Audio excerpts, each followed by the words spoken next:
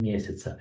Переходим к следующему слайду. Здесь мы более, так сказать, подробно, декомпозированно разберемся, что произошло в городе Львове с недвижимостью, которая относится к классу социальное жилье. Период исследования 1 месяц, сравниваем декабрь 2025 год с январем 2026 года. Итак, бросается в глаза, что больше всего подорожала недвижимость, друзья, где смотрим Шевченковский район плюс 1,06%. Ну, это такой достаточно, как бы он большой, наверное, один из самых больших районов, кстати, в городе. Надо посмотреть именно по километражу. В городе Львове, то есть вот здесь Рясне, я знаю, 1, Рясне 2, промзона идет.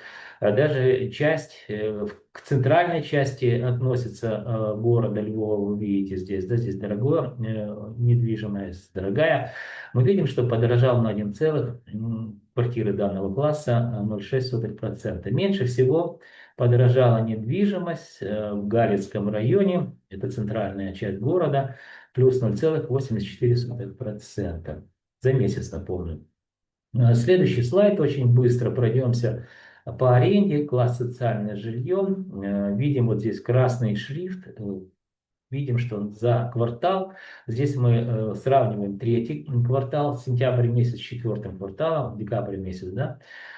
Видим, что рост на 1,25% за квартал, аренда также выросла.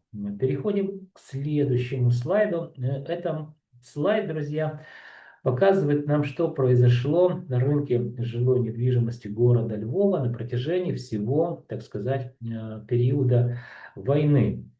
А это 24 февраля будет уже 4 года, ну, без малого. Итак, друзья, напоминаю, в качестве примера показываю самый большой класс рынка недвижимости, это класс социальное жилье. Март месяц 2022 года, здесь поквартальное исследование. $916 за квадратный метр, стоимость квадратного метра. Начало войны мы видели, как очень сильно выросла стоимость квадратного метра, буквально уже так сказать, в третьем квартале.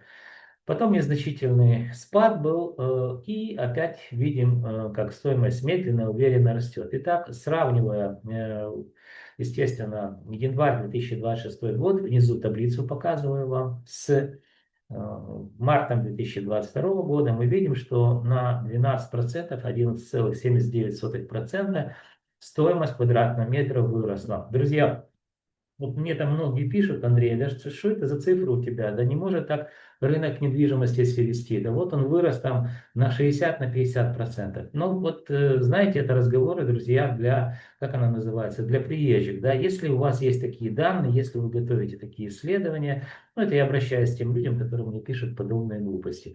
Вы мне, пожалуйста, ссылку бросьте на ваши исследования, да, и мы более профессионально можем пообщаться. Еще раз напомню, что рынок недвижимости – это не фондовый рынок, где можно, так сказать, чрезвычайно разбогатеть, да, в течение очень короткого времени. Напомню, фондовый рынок – это рынок ценных бумаг. Так можно и потерять последние, так сказать, сбережения также. То есть это спекулятивный рынок. А вот рынок недвижимости – это всегда люди. И только можно первичный рынок где-то отнести к спекулятивным транзакциям. Почему? Потому что зачастую люди строят недвижимость на начальном этапе и потом продают, когда дом уже построен. Но это очень условно можно назвать спекулятивным рынком, первичный рынок. Почему? Потому что на сегодняшний день он как таковой остановился. Помните, был президентом какой там по счету Янукович, он говорил, остановитесь. Вот первичный рынок практически во всей Украине, по всем крупным областным городам, центрам остановился.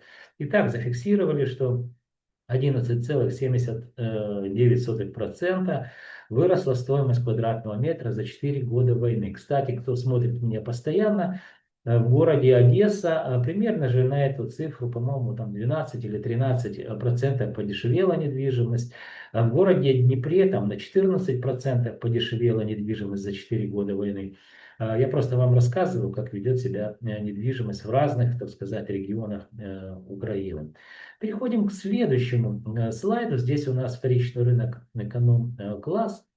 подорожал на 0,88%. Вы можете посмотреть стоимость квадратного метра по административным районам, ну и, конечно же, в данном случае рост также по административным районам. Следующий слайд – это у нас первичный рынок эконом-класс. Также видим, что он подорожал на 2,41% всего лишь за месяц. Ну, хорошая история, да? Видим в долларах стоимость квадратного метра, как очень сильно отличается в зависимости от административных районов.